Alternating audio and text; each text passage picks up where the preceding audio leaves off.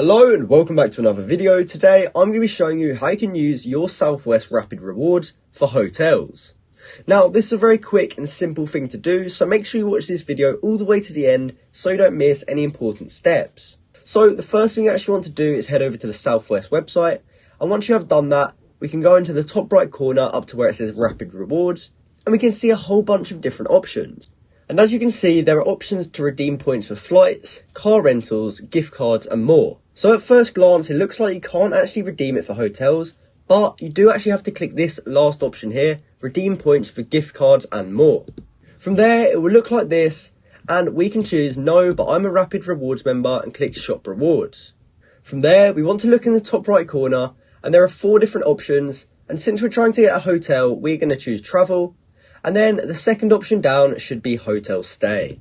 Now from here you will have to sign into your Southwest Rapid Rewards account. So in order to do that, we can simply click sign in, and then we just enter in our account number or username and our password in here. And then we can click login.